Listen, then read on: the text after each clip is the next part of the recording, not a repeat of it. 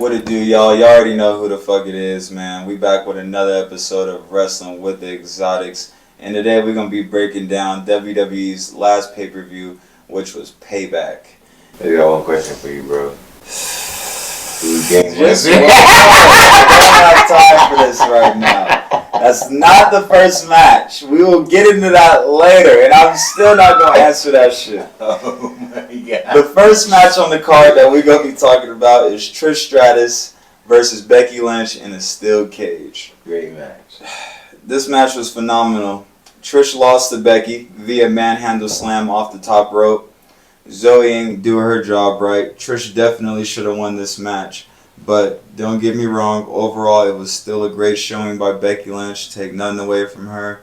But the true MVP of this match was Trish Stratus. She made this match that much better. Just off of the way she was selling, off of the way she was competing. She still showed that she had that heart and that love for the business. And that shit I can take my hat off to.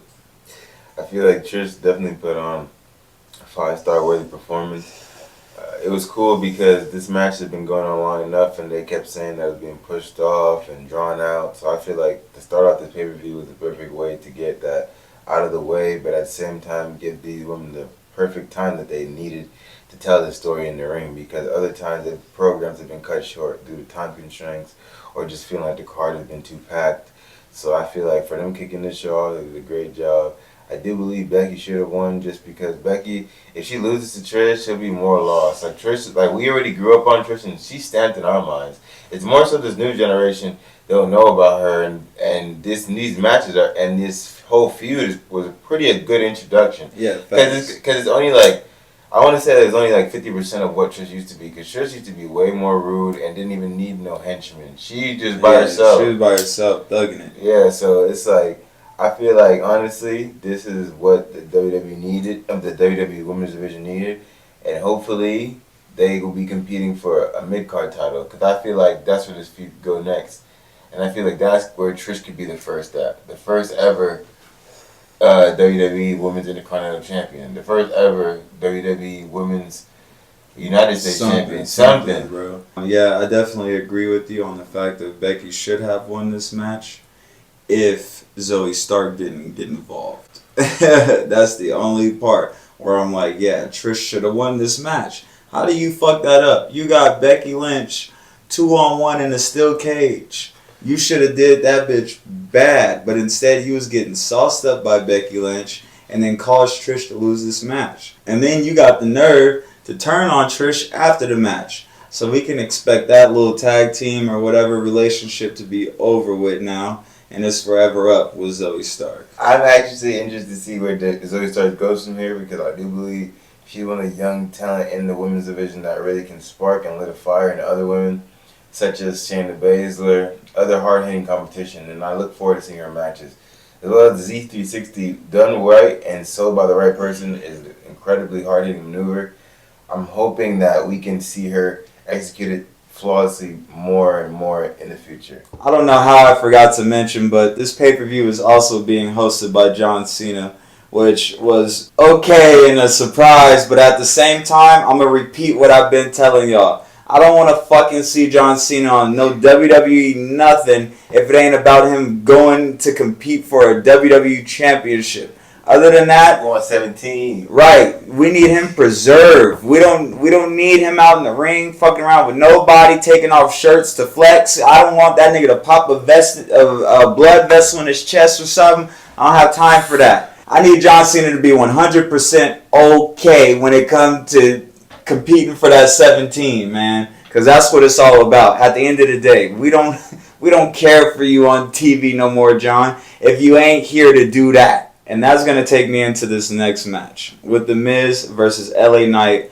with John Cena being the special guest referee. The last time John Cena was a special guest referee was when he cost Wade Barrett the title against Randy Orton in 2010. Wade Barrett always mentions that on commentary and just tries to make it seem like John Cena was just horrible to him for no reason. Like, nigga, you be really forgetting what you used to do to John? You and your whole faction, bro. Trying to take over WWE from John, and John was not going. Not going like that. So, no, Wade, you deserve that. But back into this match, man. LA Knight won this match clean, thanks to John Cena. I don't understand why they was acting so weird with him in the match. John Cena called this match straight down the middle. And he ain't let one dude beat up the other dude too much past the 5 count. That's how you're supposed to do as a referee. Now, I get that it's in these guys' characters. Get off me. But, come on now. Settle down. John being real cool with y'all. And both of y'all could easily be out the company within the next 5 months. So, be humble. Stay humble. Remember where you're at. Appreciate the journey. Okay? And LA Knight, lucky he didn't keep trying to force John's hand. Because John is still built to where he looked like he could bury somebody like that, bro. And that's one thing you don't want to do is lose to John Cena, and especially right now. Y'all know the last time John Cena won a match on WWE television was 2018. For real? So, LA Knight, you would be fucking with John Cena at the wrong time, bro. You want to continue to stay on the up and up. Beat up on Miz and fuck with everybody else. You know what I mean? It's actually crazy that you say that, bro. So you said last time you won a match, a live event or a WWE program period was 2018. A singles competition, right? Singles. I think I know why. Because he's realized whose game it is. LA Knight. Brother, that's a terrible segue. John Cena has never faced against LA Knight or anything. That's the point. It not supposed to make sense. It's slander. And you bit. You bit. This man is hell. Y'all see what I do? It's slander. But anyway, LA Knight won.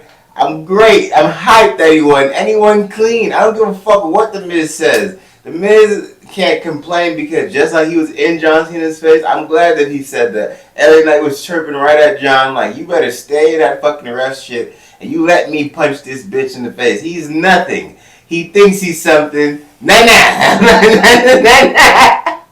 I'm not having that. I just don't like how John Cena had to take his shirt off to endorse him. Yeah, I don't condone that. I don't condone that, but I love the moment where John was like, "This is a handshake, LA. This is just a sign of respect. Take it." You know what I'm saying? Just and LA Knight take it because you could get buried. And I don't know. I didn't hear none of that. They were pretty close. Stu was pretty close to John, and I didn't hear none of that. I heard just take the sign of respect, and I feel like that was great because LA Knight is not, even though he is internally set up to be the babyface of SmackDown, he's not just a prototypical babyface where he's just doing hugs and kisses and trying to sign every autograph. He's a shit talker. So him talking shit to John a little bit, he's brash, just like John used to be. I remember John used to pay respect to legends, but at the same time, if a legend is a heel or any type of cockiness to him, he giving it right back to them. And I feel like we need more of that in wrestling. And just seeing that LA Knight, because I've seen John B posted LA Knight before, but to see them on screen and him bond with him in a sense of way,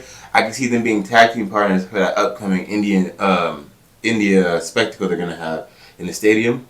Yeah, I wouldn't mind seeing them tag. Anything is better than seeing them go one-on-one. Because I'm not trying to see John Cena have to put over this old-ass nigga who's just as old as him. And I definitely don't want to see LA Knight get derailed by John Cena. Those are just two outcomes I just don't need to see right now. So hopefully we don't get that. Nah. And we're going to transition away from upwards momentum into the stratosphere. Damn near looks like they got a rocket strapped to their back to someone who looks like they got an anchor to the sewer. Austin Theory taking on Rey Mysterio for the United States Championship. Now, I only had some skeptical output towards this match only because Austin Theory is known to drop the title and get it back right away. But Rey was just putting on like such a retro 2002 Rey Mysterio, I'm just going to counter everything you're doing with high-flying moves and shit like that. And it was just one of the greatest things to just really behold because Rey is really old, and at this point, respectfully, but at the same time, he's wrestling with his son, and his son is still nowhere near the trajectory that he is currently on, and he is going downward. That's not even a diss to Rey. He's just older now. He's not necessarily trying to be the main event, but he can be, and he's just dependable, and they need him to work with these younger guys so that way they can build a stronger core like they had back in the day. It's clear as day that's what they're doing. Why they have him mixed with Santos, Theory, Waller, he's going to be their foundation to say we beat people like Rey and now we're the main event. You know what I mean? But I just feel like this United States Championship run is overdue in a sense because he's had it before. But the last time was 2019. Remember when he had the match with Andrade? Yeah. Shit, man, that World Heavyweight Championship is long overdue. That's what's long overdue. I really wish that Rey Mysterio would get drafted to Raw and then go for that belt because we know he's not beating Roman Reigns. But hey, man, he needs to definitely win that world title one more time before he leaves this. But as far as the match goes, man, I was fucking with this match. I ain't gonna lie to y'all. Rey came out looking fucking great and ready to go. He was in that one bag early, reversed Austin Theory's A-Town down, and then got the 3 count. My only concern with Rey Mysterio right now is I don't feel like Rey Mysterio can continue to keep this reign going simply because I don't feel like his moveset is going to beat the majority of his competitors. You know what I mean? Mm-hmm. He's going to be able to finesse Austin Theory, maybe even Grayson Waller. Get them roll-up pins and all that, but you're not going to keep going against rookies. Eventually, you're going to run into Drew McIntyre or Sheamus or somebody along those statures that don't fuck around. But I mean, hey, either way it goes, I'm just going to enjoy this title run by Rey Mysterio. It's great to see him with gold. I hate that Dom be hating on him still, but it's like, yo, y'all need to bury that shit, man. Like, you just don't want to have that type of shit going on television. And even though it might just be for TV, it's just, you know, it's like Cody and his dad. It's like, dude, you don't want to keep dissing your dad, and then what if something unfortunate happened to your dad, and then the last memory that he had of you was dissing him? Yeah. You know what I mean? I see what you're saying. On national television. I see what you're saying. For a check. I see what you're saying, but I feel like it's to some aspect, the Mysterios have done a good job to kind of like keep it to where we really believe it's kind of real, even though we know wrestling can be scripted. But when are they gonna drop that shit? When do you feel like they should drop that? I feel like they can't drop it until he's out of the Judgment Day, simply because I feel like Rey is so happy he can't really express this, but he's happy that his son is thriving. He's happy that he did it. He found his groove. He has the audience enamored. They boo him. He can't even speak.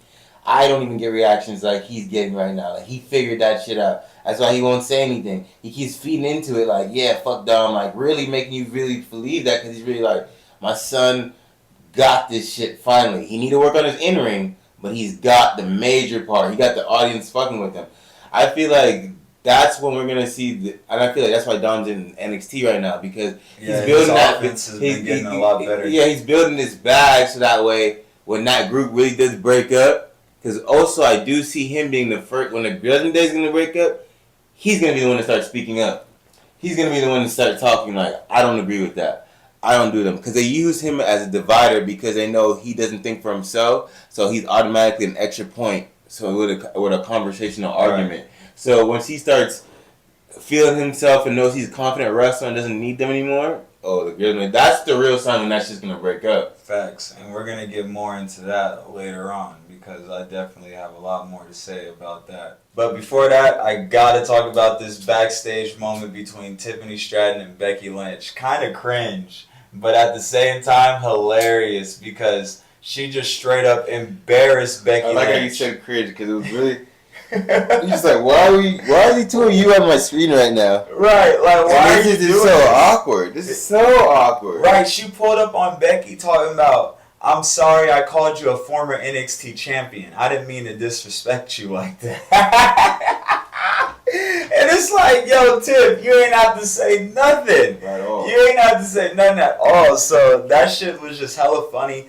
It obviously made Becky hella uncomfortable. And it kind of foresighted that we might be seeing Becky in NXT eventually competing for the Women's NXT Championship, since, of course, she's never won it before.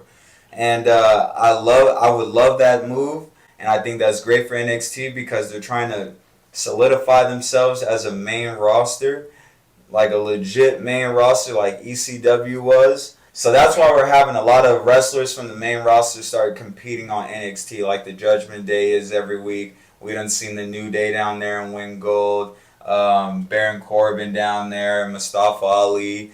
You know, so they're trying to really solidify that as a main event company, and I'm hyped to see the growth because it's time to transition out of this developmental brand. You know what I mean? That shit is getting old, and you know, anytime people go to NXT, they find success. So it can't continuously be looked at as developmental because Finn Balor's went back and found success. Charlotte's went back and found success. You know what I mean? It's something that can rejuvenate your career. So I would say I agree with you. It's something that can rejuvenate your career. But the only thing is, we already spoke on this before.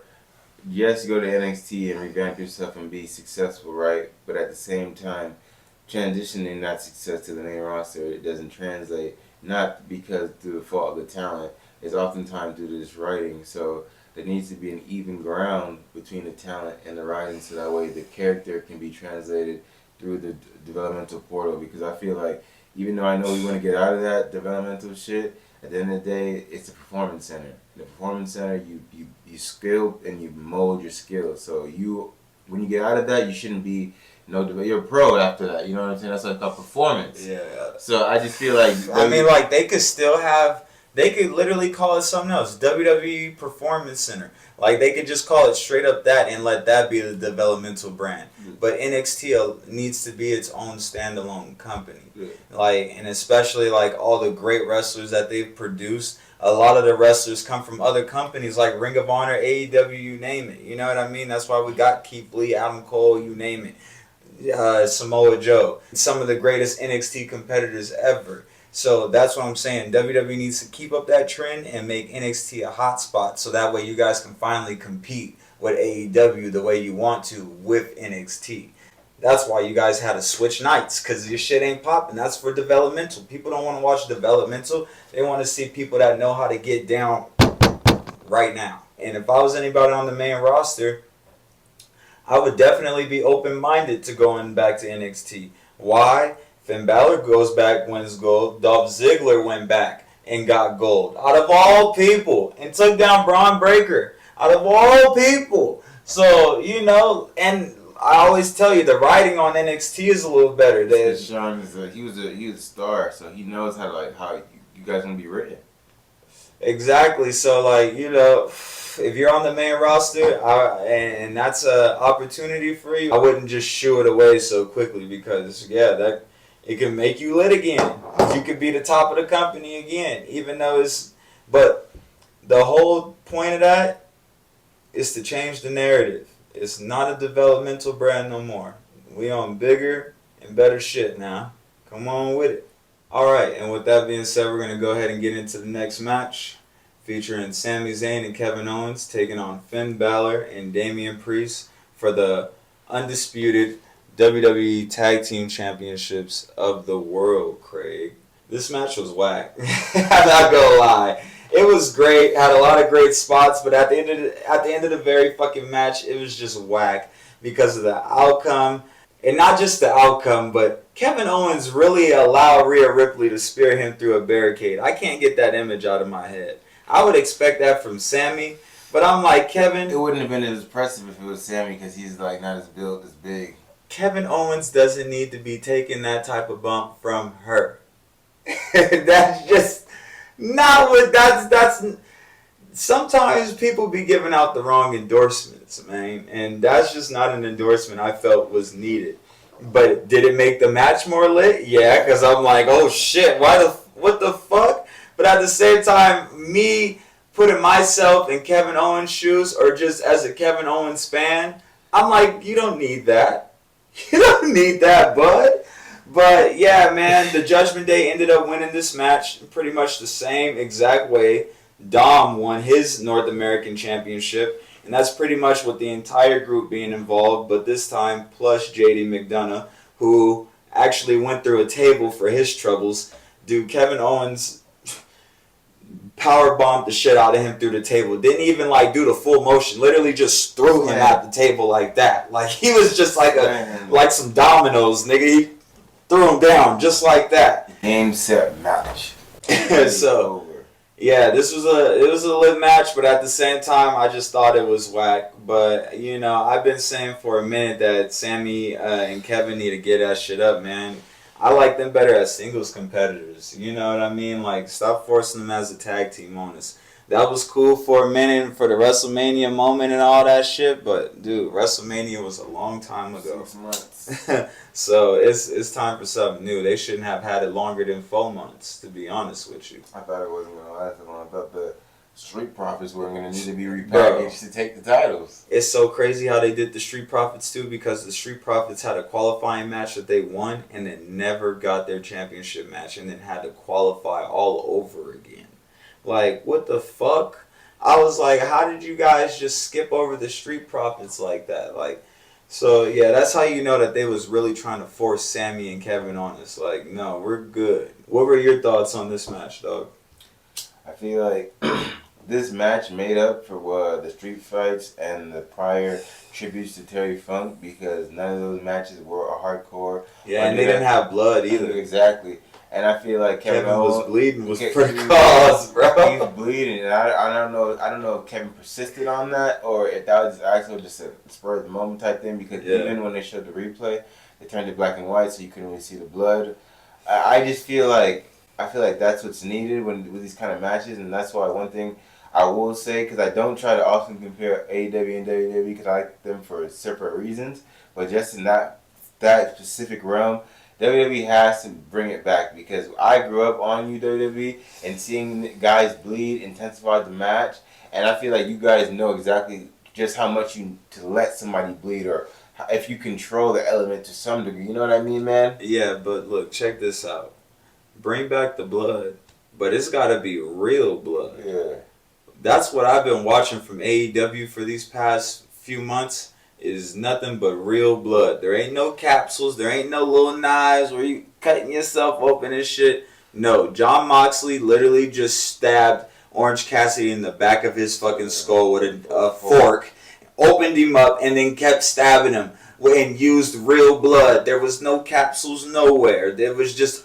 And in his last match, in Orange Cassidy's match with Jon Moxley, which we're going to have another show on here soon, that was one of the most traumatizing matches that I've ever watched, only because of what Jon Moxley did to Orange Cassidy. And I promise you, they didn't use fake blood at any point of that match. So WWE, I'm all down for it, but just make sure it's real. It's got to be real blood, man. Like, you can't be out there capping and shit, because that's where the fake narrative and shit start getting pushed more, and you guys are already skating on ice because you want to be so on the sports entertainment side, you know what I mean, versus the wrestling, which is what we really want to see. Yeah, you can sit here and promote the match as much as you want, but if the match ain't looking like how the promo was cut, the match gonna be whack. And Dave gonna get that shit a 3-star rating or lower.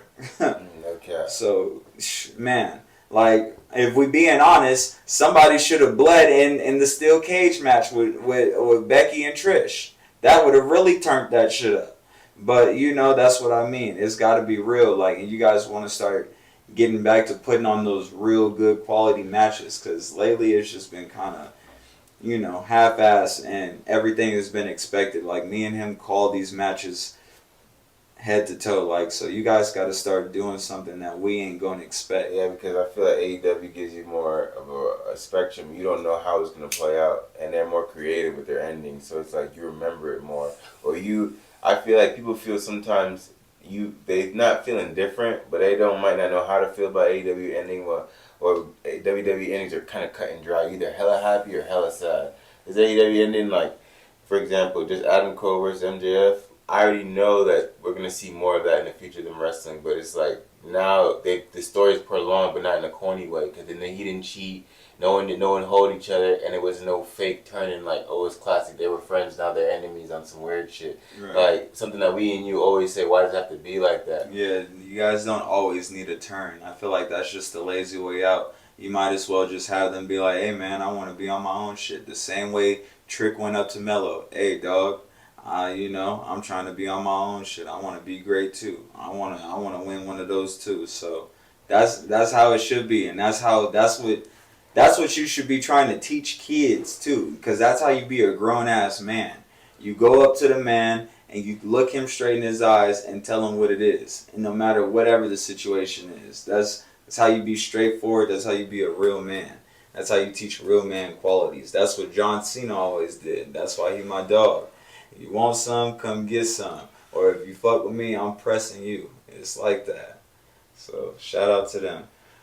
Again, it was a great match, but it was a whack ass ending.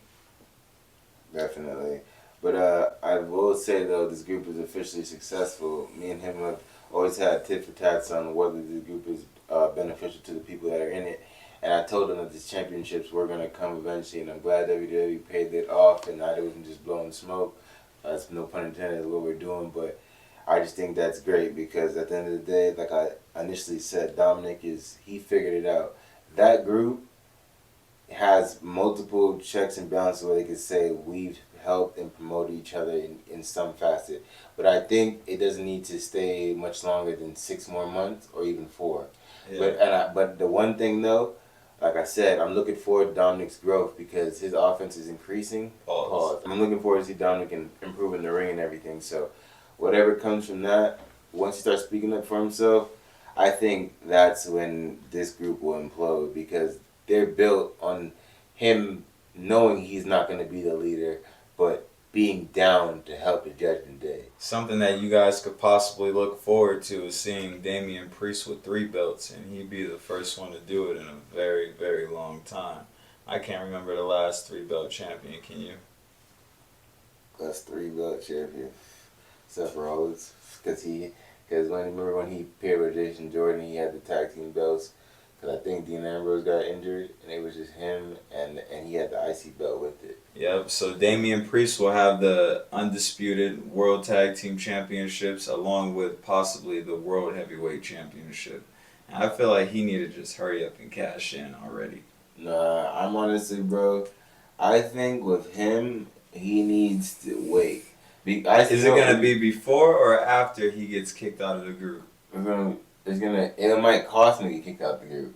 Like, I feel the reason why I say he shouldn't cash it in, because this with the briefcase, I feel like the briefcase is supposed to cause character development, and Damien needs more character development. Yeah, we've seen that he can be vocal and how he carries himself in the Judgment Day, but at the same point, that shit is still hidden. That's why they're in that group. Like, the only one that can really carry himself is Finn and Rhea, but at the same time, they need the group too because sometimes they fizzle out. So they can counteract someone's lame shit by their cool shit. So they all help each other. When they're on screen, I always pay attention to that. One of them says something lame and the other one says something cool that makes you be okay. See, you're a little bit better than that one. So that's why they're there. That's why they work so well. So they're like the 4 Stooges. Exactly. It's like they're like 4 dumb goth jocks. It's like the South Park kids. You know, it's like smoke cigarettes on the side of school. Literally. So we hear you hate your dad. Is that true? But so it's like they just have that going for them, and I feel like Damien Priest, you need to be fully ready. If I don't see enough character development, bro, I can't see him as a world champion, bro, because he doesn't give me that yet. He just gives me that he won the Money in the Bank, but he still lost to Bad Bunny. Even though he's won these championships, look how me and you talk about how Finn interacts with him. Like, we know if there's no group around, Finn is in his, like, pressing him, beating him up. Doesn't give a fuck. Doesn't give a fuck. So what he had to tell Rhea, thanks for being the voice of reason. And so that also shows me too, Finn is more so like the leader than anything because he can say that kind of shit and not feel like angry or like Damien's pressed every time he mentions Finn or something doesn't go his way. Right. But I just feel like that's telltale as well. Right, because you know you're not the leader of this shit, bro. You're like the general, but you're not the leader. Yeah. You to go to the store, little nigga. It's hard to go to the store, nigga. All right. Up next, we're going to be talking about the Grayson Waller show, currently the best show on WWE television right now. Shitting on the MIZ TV. Yeah, big shitting, man. Grayson Waller does a great-ass job, man. He just be flowing. He come out, diss you up a little bit, but at the same time... He said, Yeah. Right, he diss you a little bit and give you a little bit of respect, so that way you can't be too mad at him. You gotta smirk. Yeah. I see what you did there. Right, you gotta fuck with him. As much as you want to hate him, you're like, all right, motherfucker. You got one more time to diss me like that and make it sound cool. But, so I fuck with the Grayson Waller show. But that brings me to his guest, Cody Rhodes. I was expecting Cody Rhodes to come out and talk about his future goals because that's what he was in the middle of before Seth Rollins interrupted him that one Monday night on Raw. So I'm thinking, bro, about to come out here and finish, what he on and be about himself and talk about his endeavors. No, instead, he brings out Jey Uso. And I'm just confused at this point. Because I'm like, why is Cody introducing Jey Uso back into the WWE and he's only been gone for 2 weeks? And that also brings me to what Grayson Waller said. That nigga is hilarious because he killed all of Jey Uso's momentum with just that one sentence. Jey had no choice but to smirk and shit like, alright, yeah, you're right. I've only been gone 2 weeks. So, yeah, I just didn't understand that shit. I don't know if y'all trying to do the long-term booking or whatnot, but I felt like if I'm Cody Rhodes, the last thing I'm about to do is that, especially when Seth Rollins just came out here and picked a fight with me and shit. Like, I'm about to go get my world title. I'm not about to be sitting here interested in no Jey Uso. What the hell? What were your thoughts on the Grayson Waller effect? Honestly, man, great TV show. Or a TV segment, I should say.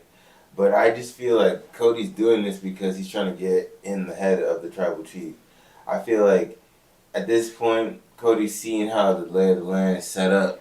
But do you think Cody's going to be able to get drafted back to SmackDown in order to compete with Roman Reigns? So actually, you know what? There you go. He could. What if Cody goes to SmackDown?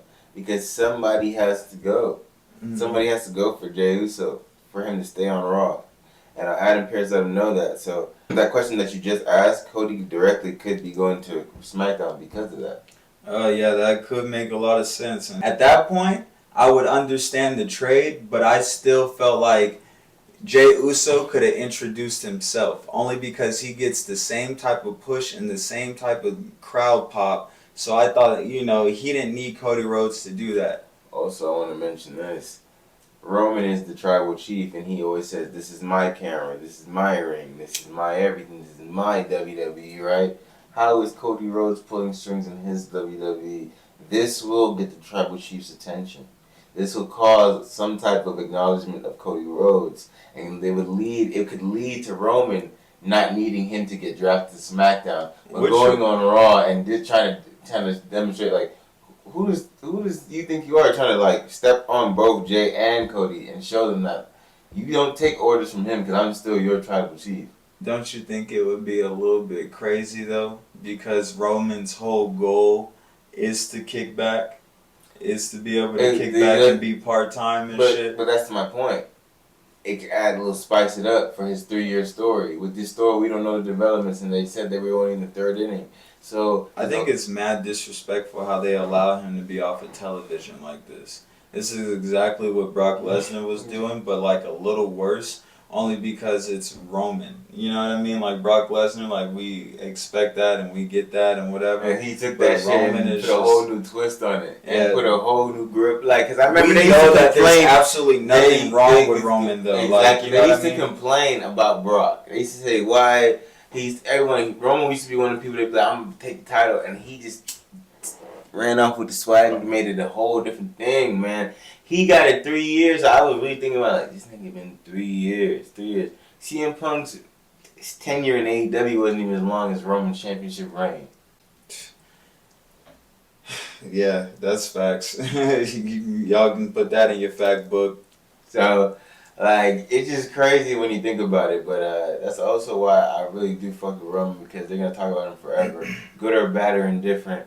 He's one of the wrestlers that I was always a fan when he was a workhorse and wrestling every week on our TV, and I never took that shit for granted, and I feel like people did. So when he decided to go heel, he was like, "Oh my God, what a better way to go heel than really turn my character complete 180? Go from being there every day, you know you're gonna see me, and you know they're pushing me, to now you know they're gonna push me, and you know you're never gonna fucking see me. Like that is like." You can't see me, so I feel like that's also another thing why he be on that type of shit too. Like, yeah, you can't. I just feel like his reign would be more credible if it worked out like Orange Cassidy's reign. Like, dude, don't cheat in his matches. He fight his ass off, and he puts on top level matches. You know what I mean? Yeah. Like, he's a stand up dude. Don't run. Don't use nobody. So like. And he give everybody a chance. 32 competitors, knocked them all down.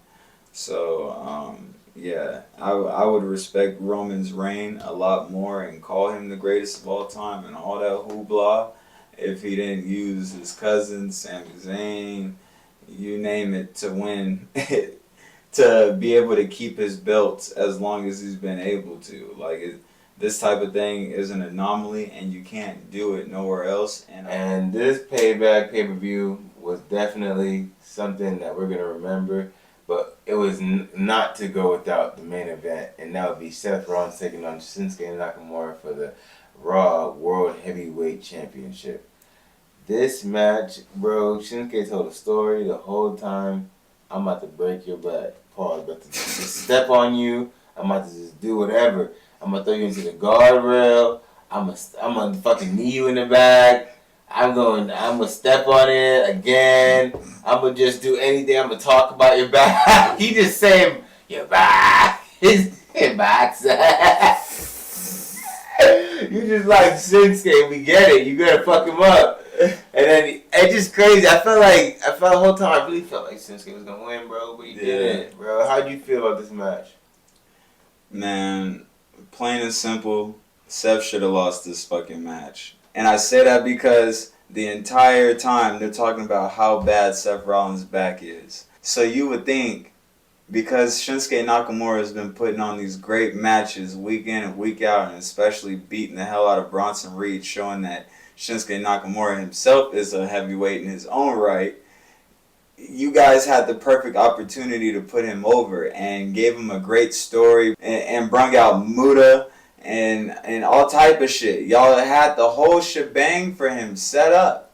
So I understand that y'all want to make sure Seth Rollins has a legible championship run and all that, but man, this was perfect timing. I don't know if you guys can replicate something like this to put Shinsuke Nakamura in position to be this successful. Like, This I feel like was one of Shinsuke's last opportunities to have that belt, because that was the whole reason why he left to go back to Japan, so that way he can get right again, build his credibility up, and come back here and do just that, beat Seth Rollins for that world title.